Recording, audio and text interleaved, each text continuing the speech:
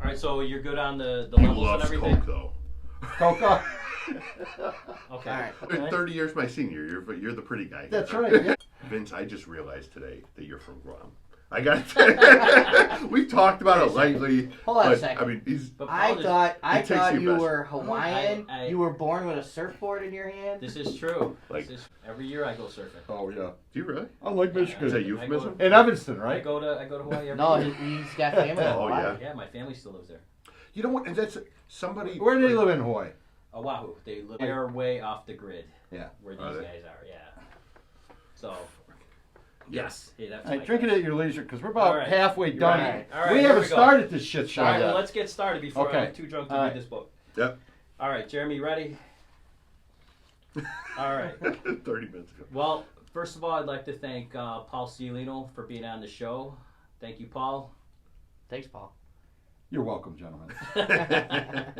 For those of you who don't realize, we've already had a trip across the street to the bar, and Paul was kind enough to bring in this tequila straight from Mexico. I believe Jim Stedman called it jaw lubricant. Yeah. So we'll Jim, go for Jim that. was right.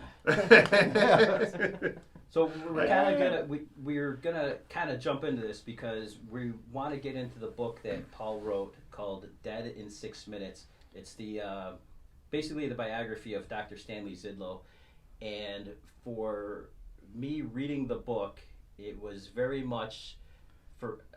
I've been a paramedic for a while, and when I got halfway through the book, it was very much like I had opened up the envelope of a 23andMe. Seeing where I came from, seeing the things that I do, and opening up that envelope and realizing that I'm basically a child of Dr. Zydlo in doing the work that I do as a paramedic. So, first of all, Paul, what made you decide to write this book? Well, interesting, Vince, because I've written a number of textbooks on investigative subjects, mostly homicide, sexual assault, that sort of thing. But I never wrote a biography. So here's the deal. Writing a biography is not fun. It's very difficult. You're writing about somebody's life, right? And now you're writing about a legend's life, which is even far more complicated than just writing like about me or you or something like that. I met Stan Zydlo probably 1992 in his emergency room. Saved my life. I had anaphylactic shock. I coded twice in an ambulance. Actually, 2 Arlington Heights paramedics saved my life. Did you know you had an allergy? No, man. It was from a muscle relaxer. Oh, okay. And chronic bad back for many, many years. I'd play golf, take a muscle relaxer, take the edge off, right? It didn't help, but it would make me be able to function. Took it Easter Sunday morning, boom, started itching, scratching. My then wife goes, there's probably some soap in your robe or something. Why don't you go take a shower? I go in the bathroom and I look in the mirror. My eyes are blood red. My hands are swelling up. And I'm like, I'm not in any discomfort or pain. But I'm like, Something's not right. This is bad. I don't know what's wrong. So I walk out there, got a pair of sweats. And I said, hey, I'm going to pull the car out of the garage. Take me to the ER because there's something drastically wrong going on here. She looks at me and goes, oh, okay. I pull the car out of the garage. By the time I pull the car out of the garage, I knew I was in big trouble because I was losing my vision. And I get myself into the passenger seat, and I said to her, get me to the hospital right now. Still not in discomfort. So we drive about 3 blocks. We're living in Arlington Heights at the time. We get to a red light, and there's a police officer in front of us. I said, tell that cop to escort us because I'm in trouble right now. And what it feels like is light switch being turned off slowly. And it's getting dimmer and dimmer and dimmer. And I'm not in any discomfort still. Wow. The cop That's walks okay. back to the car and looks at me and goes, I'm calling an ambulance. Don't go nowhere. So these 2 paramedics show up Easter Sunday morning. I get a break because that morning one of the church's furnaces took a crap and about 30 people got poisoned from carbon monoxide. All the paramedics are there except these 2 guys. They show up. It took them 40 minutes to stabilize me. I kept coding. And I could hear everything So going on. You actually went into an arrest Oh, from your... twice. No shit. Twice, right? And I could feel, the last thing I consciously remember really is them grabbing me and pulling me out of the car. I couldn't move, right? That was great. And the lights are being turned off, but I could hear, right? And they got me in the back of the ambulance, and I'm laying there, and I could feel I'm being tussled, but I can't really feel what they're doing. And they're on the phone with this doctor. And 10, 15 minutes into this doctor screaming, and he says, if you don't get an IV started, he's a dead man. And he's dropping the F-bomb, and I'm like, this dude is nuts, right? So, And what year is this again, Paul? about 92. 92. So I get to the hospital, and this guy meets me in the parking lot, jumps on top of me. I'm doing CPR on me. I can hear it all. I'm not, at this point, I can't see anything.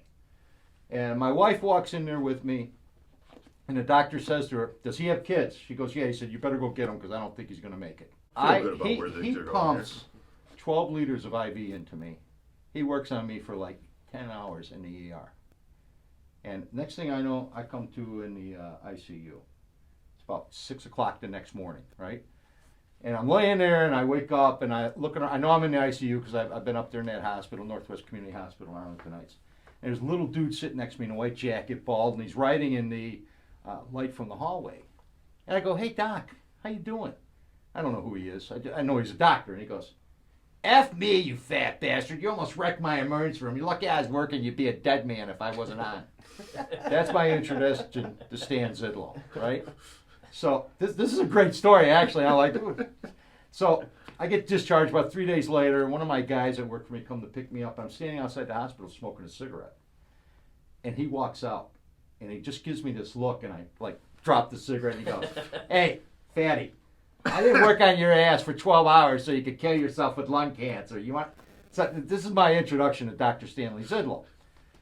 So I go back to my office. A few days later, I write the fire chief, a guy named Bruce Roadwall, a letter, and his paramedics, and Zydlo. And I write Zydlo like, hey, here's my promise to you. You or your family, anybody ever needs anything, please call me.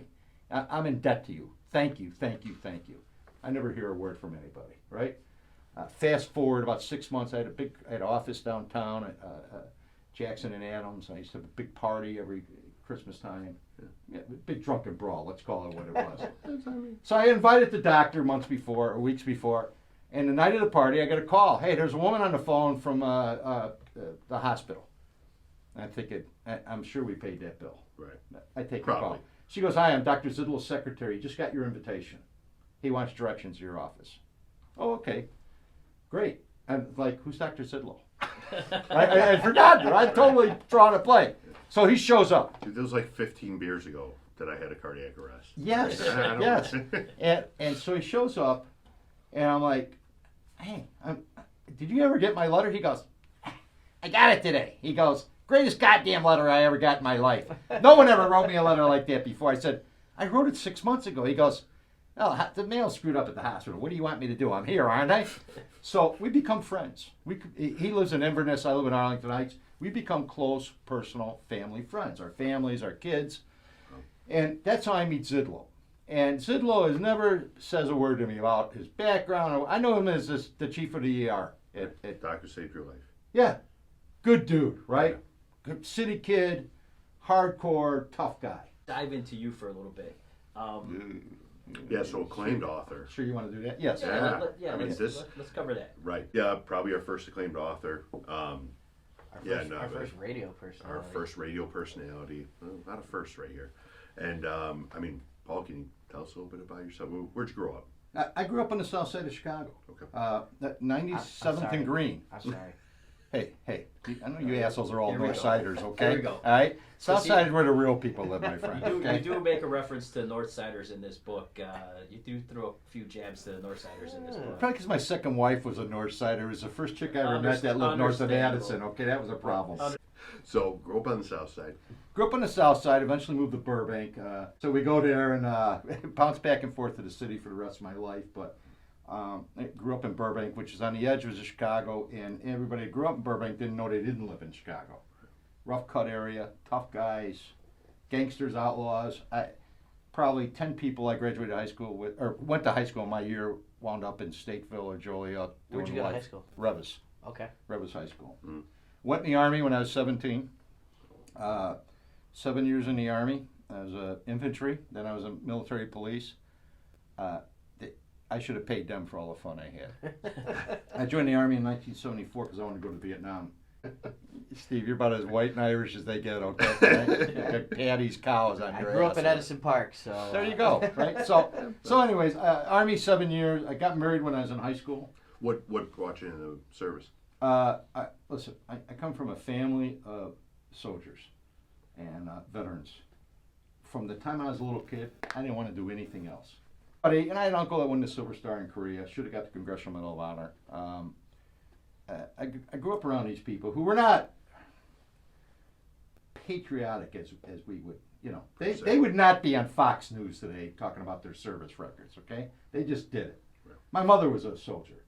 My father was a World War II soldier, a reluctant World War II soldier, who got one of 8, youngest of 8, on the south side at 26 and Wentworth. My dad, all 8 were born in the bedroom of that house because nobody had money for doctors. First generation Italians, and hated the military with a purple passion. Got drafted, was the only one in the family that served, and never really talked about it. Come home with a lot of medals and stuff, and never looked back. That's the strong silence. Was the greatest generation in the world, no doubt about it. Those men, I mean, were men, and so that was my influence growing up. Plus, I was too stupid to go to college. Frankly, I had no interest in it. Let me tell you, no teacher ever said, "Hey, ACTs or SATs are next week" to me. They usually said, "Hey, your parole officer was here looking for you last week," or so Detective so-and-so's trying to run you down. You got standard day detention. So, detention. I was the king of detention. I never went, so they kept giving me more. What are they going to do to me, right? Nothing. So I joined the Army and it saved my life, frankly, guys. So how did we get from there to you being on television and radio? How was that? Other than being charming, good-looking, smart, worldly sort of bastard I am. I was actually just going a lot of luck. Did you have that highlighted, Corey? I did. I like. I've got a lot of orange on this stuff. It's a piece of. Oh, okay. I start early in my investigative career. I had a very high-profile case. Woman on the south side of Chicago was accused of molesting a number of children in her daycare center. It was total BS. Never happened. Indicted her and tried to put her in prison for 20 years. And I went to work for her. I had left Children and Family Services, where I ran the child homicide unit and the mass molestation unit, and I got a call from a private attorney, and I looked at this case and thought, well, it's as good a time as any to leave.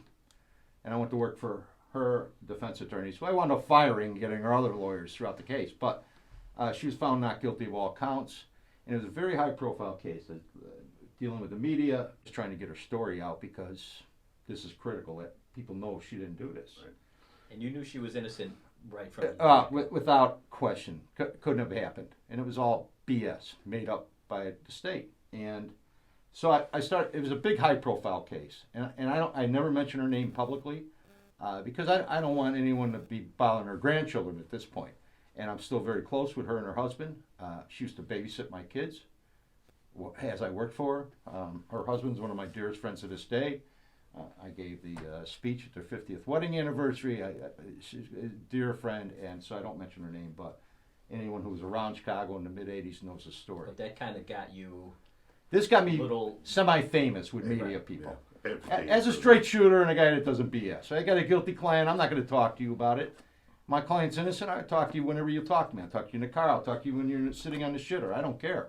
I want the story to get out because people understand when they get in trouble and they're indicted and they're innocent, they better get their story out because the government is out there standing in front of the flag and waving and talking about what a scumbag scoundrel you are. So that led me to some national stuff. That led me to work for 48 Hours in CBS News, which really, but before that I was like a talking head on Fox all the time, or CBS or NBC, or kind of like an expert witness on certain... Yeah, they're calling me for any time anyone got shot, but what people don't know is you don't get paid for that stuff, so it's a big pain in the ass. You got to go down to the studio, you got to put on a tie, you got to look good, and what I love, I do Greta Van Susteren show for when she was on CNN and then Fox eventually, and they got 8 other idiots on there talking and yelling over you. It's ridiculous.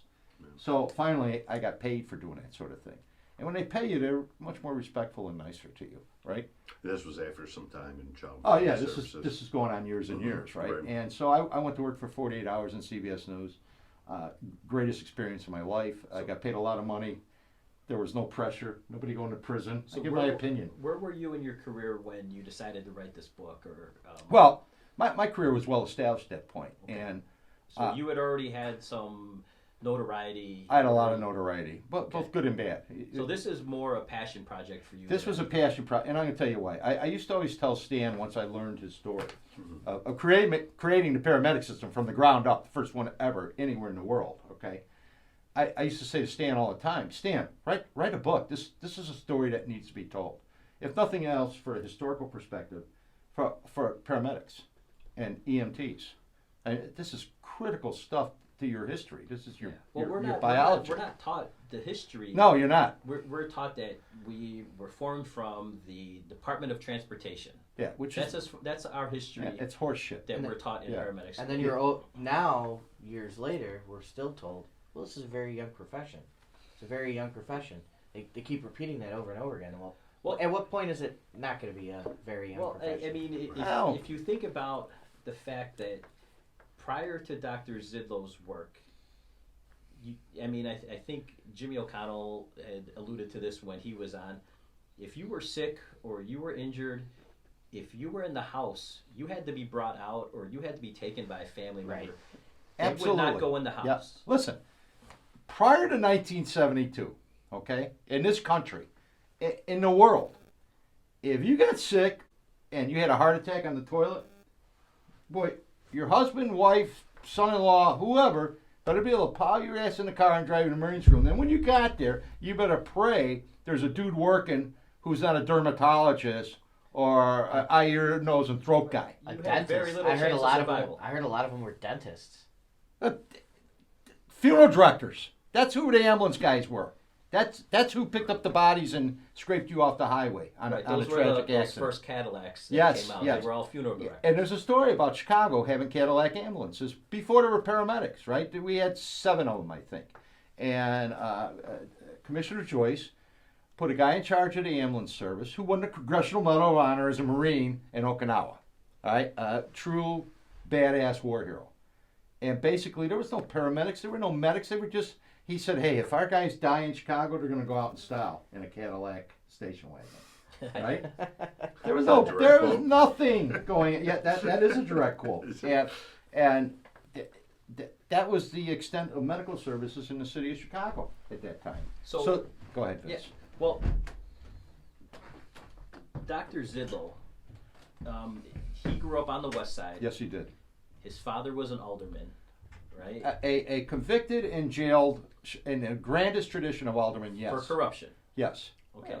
For taking money for a fight. Like that's any for sure. Cinderella Chicago story. Yeah. Well, I mean, He owned a tavern, owned a gin mill on the west side, and that's where business got conducted back in the day. Right. I mean, so Dr. Zydlo is vested in this idea that at this point he hasn't even got the concept of what's going on.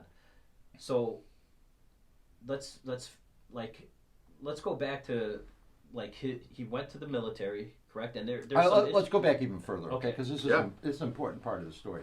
Zydlo grows up on the west side, rough cut, broke ass family. His dad owns a tavern, but it's a gin mill as big as this room, right? And his mom doesn't work, raising the kids. Zydlo is the smartest guy in the school. Back when? Back in the 50s, early 50s, right? He's also the toughest guy in the school. He's a bantamweight who fights like an animal. Yeah. And this gets him in a lot of trouble and concerns his mother. Zydlo's dad, absentee father, never around. Stan never had much respect for the old man. His interaction with him was never positive almost. Stan was known as like the neighborhood genius, but also the neighborhood tough guy who'd fight at the drop of a hat. Well, fighting is what got his mother's attention because he got in a fight with a Hispanic kid one day, beat him up. Yeah, this is like when Stan is in 7th or 8th grade. This is when he got stabbed, right? Yeah, kid comes to his house and stabs him in the leg. Stan wins the fight again, but the mother says, That was kind of the final straw. This is not going to end well. We got to get him out of here. I got this smart boy. I don't know what to do with him. She goes talks to the local Polish grocer, right? And he says, hey, I got my kid out of here because he's a problem child too. So he goes off to Missouri. All right. The military academy. To the military school there, and I got to look at the book to think of the name of it, but it was about a 12-hour bus ride at the time. Mexico, Missouri is where it's at. I think it's Missouri Military Academy. Not where you got the tequila. No. I was in the real Mexico down there, okay? South of the border. And So this as he's approaching high school, or? Freshman, Okay. right? So it's a boarding school, but he goes down there, and the mother pulls together the money, and he's down there in Mexico, Missouri, and he's picked up the day he gets there by a dude in a horse and wagon. Now Zydlo's a city kid his whole life. Never seen a horse and wagon. He's like, are you effing kidding me? Right. Horse and wagon? But I'll tell you what, he loved every minute of it. And it was a very serious academic school, a lot of discipline, a lot of regimentation, and Zydlo is like, man, this is my kind of place. And he excelled at it, and he becomes, one of the star pupils at this school. Well, it seemed throughout the book that wherever he went, he always wound up impressing everybody A with rock star. how smart he actually was. His leadership skills, Yeah. no matter wherever he went. No one had to teach him the leadership skills, but they refined them at the military academy, at the United States Air Force, at the college he went to, at Loyola Medical School, right? Stan was a sponge who took it all in no matter what it was. And so he goes to military academy, and he always knows he wants to be a doctor, right? Because back then what? If you're a smart guy, there's two avenues as an American. You go to law school or you go to medical school. Right. We all know the smart guys go to medical school, the dummies go to law school, all right? Any doctor will tell you that. You're a lawyer because you're dumber than I am, right? Ask them. So I'm married to a woman who wants to be a doctor but is a lawyer, right? They all want to be doctors, but they go, I don't have them grades. Didn't do good on them stats or whatever they call them. But Zydlo did well on all these tests, and so he winds up going to a college in Missouri again that is geared towards getting you into medical school, and. They approached him, correct? Because he was thinking about Stanford. He wanted to go to a prestigious medical school. Right. And when Missouri approached him, he was like, "Really? Well, here's what happened. He's in high school, and he starts working for a doctor, a traveling doctor in the area, who was the uncle of one of his classmates. And this guy's doing surgeries and all kinds of stuff, and Stan's with him on the weekends, and the guy's got Stan in surgical suites, and Stan's like, man, I could absolutely do this stuff. And the guy goes, yeah, you can. Where was that? Was that in Indiana or something like that? Missouri. Still in Missouri? Still in Missouri, right? Okay. So they go, listen, you want to be a doctor, you got to go to this college. It's a pre-med school. And he's thinking he's coming back to Chicago to go to, University of Chicago or Northwestern and chicks again and women. No. He's still in Missouri. But Stan's a smart guy, and he goes, I want to go to medical school. This is where I got to go. So he winds up there. Dr. Zydlo said that he was the best doctor that he ever met. No, this was the guy he eventually worked for his first private practice when he went to Indiana. That's the guy from Indiana. Right. Okay. Right. Okay. And that's the guy that trained Stan. Okay. Right. And you remember when Stan started out, there's no such thing as emergency room medicine. Didn't exist. Right. No specialty. Stan is one of the 3 original doctors who wrote up the test for emergency room medicine specialists, doctors. He's on the ground floor. He, in fact, doesn't get board certified as an ER doc for several years because he wrote the test. And he said, well, you can't take the test because you wrote it. Right. You got to wait till we refine it again, and then you can take it. Now, correct me if I'm wrong, this is where we go back. This is where other doctors moonlighted in the ER. Yeah, correct? the ERs basically were... hospitals had no idea what to do with ERs. They knew they had to have one, and people got caught, and they broke their arm or leg, and they wanted to see a doctor. Right? This is the day anybody alive today has no idea what ER. There was no ER rooms to speak of. There were hospitals that had a place in the alley where you could go, like if you were really screwed up. Okay. Right? There was no such thing as a trauma center. Oh no, center, trauma. The word trauma didn't even exist at that point, except maybe in medical books, right? But so back then, and we're talking 50s, 60s, early 70s, right? There's no such thing. Right. Doesn't exist till Zydlo shows up, right?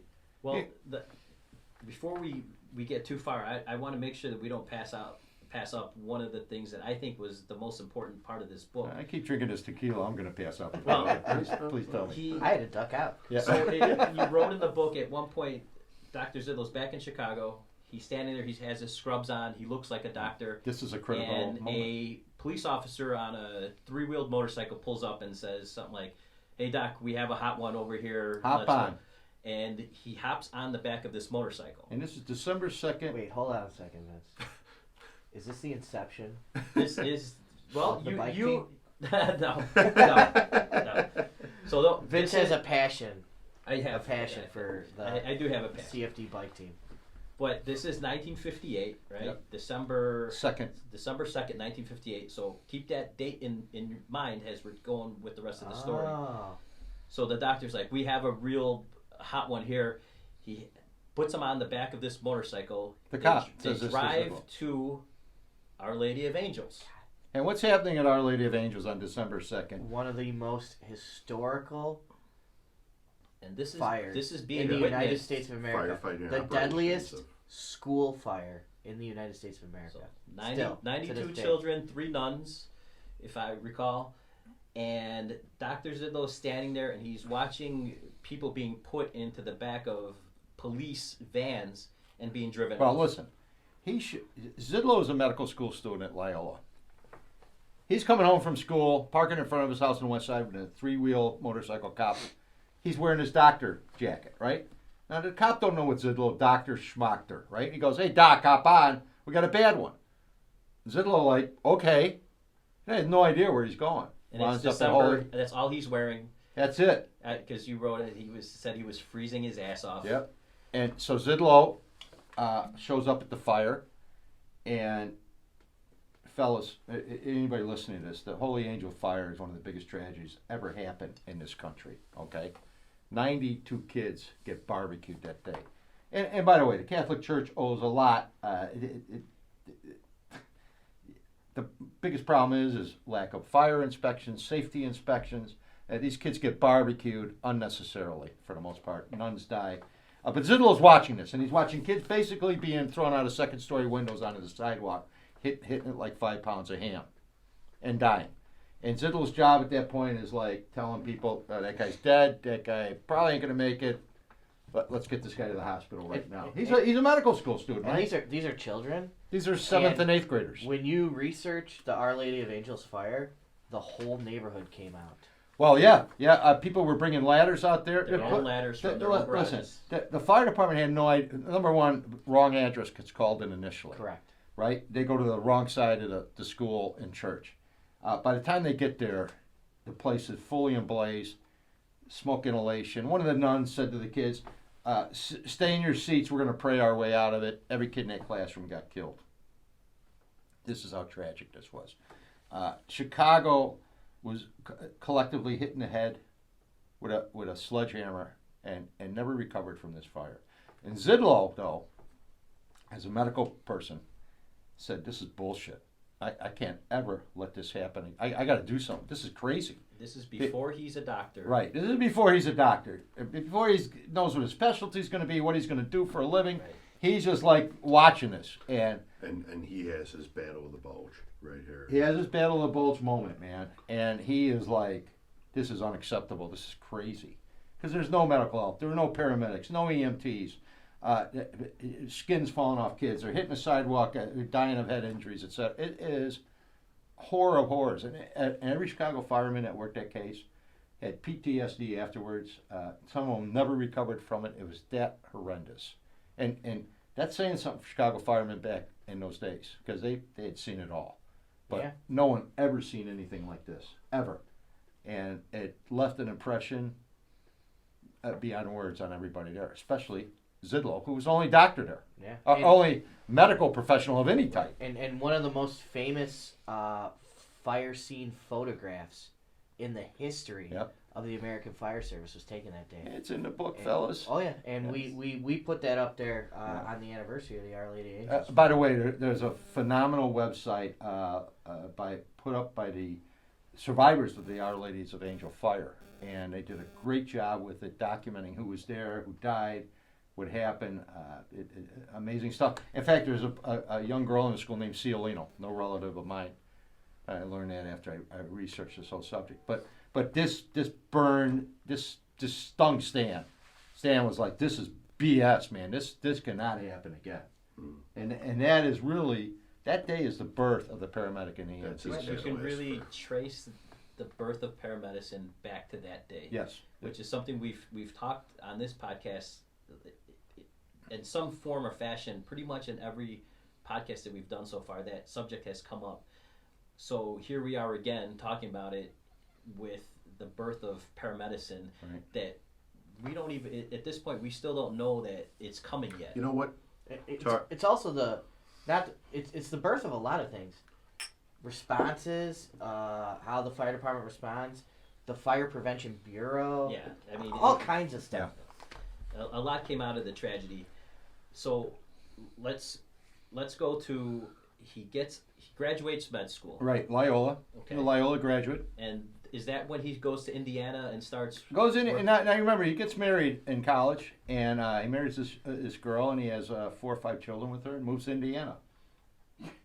Stan, who hated anything but You got 4 the or 5 bright kids, lights, where else are you going to move? right?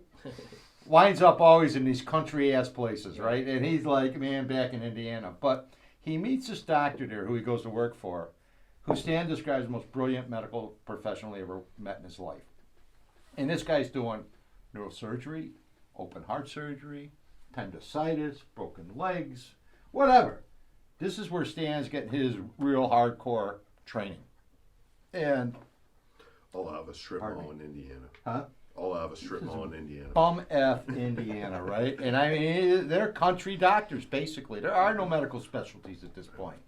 And this, when it became medical specialties, this doc said, Stan, I'm going to become a radiologist because I'm tired of working my ass off. This is all yours. Right. That's what happens. He basically leaves Yes. and was like, He says, Stan, it's take all it. yours. Take it, babe. I'm done. I'm done billing. I'm done. I'm getting paid by a hospital to be a radiologist. The Stan, who's like the person, was very, from all accounts in your book, like just a really like in your face, like he wouldn't take no for an answer, like basically like a really bulldog type of a guy. That Yeah, listen, Stan you is. didn't mess with him. He's 5'9", 130 pounds, soaking wet. He is a tough guy from the west side of Chicago, Golden Glove boxer, and he does not suffer fools, fellas. All right, he does not. Stupid people did not work for him, whether they had a medical degree or a GED or not. And he's one of these guys who judged you instantly, knew whether you had it or didn't have it, and he didn't waste no time with you. He was done with you quick. And if he liked you, and if he thought you had potential, he was your mentor for life. One of the things, and it's kind of out of sequence, because you kind of start, and then you in the middle of the book, you kind of go into his military background. Right. And what I found interesting, that when he went to the Air Force, he did top secret stuff. Right. He flew missions over the Soviet Union. Dr. Zydlo is Flying in Indiana. Yeah. And he leaves Indiana, gets divorced, right? They don't make you leave Indiana quick. Yeah, fair enough. It's not Indianapolis. It's not even Indianapolis, yeah. bro. It's like, I mean, it's like nowhere you ever heard of. How does he make his way back to Chicago? There was an opening for an emergency room doctor at Northwest Community Hospital in Arlington Heights. And by that point, it was run by a private agency, private corporation. And they hired Stan to come and work in the emergency room. And Stan is like, yeah, I could do that job. That's easy peasy. Let me at it. And he shows up in Arlington Heights, close enough to Chicago for him. Right. And basically, in quick order, becomes the chief of emergency room medicine. And this is where the paramedics come in, basically. There's a rich lady out in Inverness, next door neighbor, 40-something-year-old guy, drops dead of a heart attack in his living room. Palatine Fire Department shows up. They're all standing there looking at him. Nobody's trained. They just like waiting for There's not even an EMT program at this point. There's nothing, man. There's no EMTs. There's no paramedics. And all of the chiefs and all the fire department, these are the old school, the Right. old guard Smoke eaters, fire babe. departments. Right? They don't. There is no EMS. It's all EMS. firefighting. They don't even know what EMS is. They've never heard of the phrase. Okay, they're all old smoke eaters. We fight fires. We put out fires. We take cats out of trees. We don't do none of that medical garbage stuff. Okay, that's not our job. We don't do that. Nobody does it. It's nobody's job. So, anyways, this woman in Inverness comes up to Northwest Community Hospital, going, "Listen, this is crazy. People are dying in their homes. You guys don't do anything." And the head of a hospital says, "Listen, you need to talk to this guy named Stan Zydlo, who's as pissed off as you are about nobody doing anything." And she goes and sees him, and Stan says, "Listen, I can train people to save lives, But hey, nobody's paying me to do it. Nobody's interested in doing it, and it's against the law. Because Well, prior to 1972, there you go, boy. you Vince had read the the book. you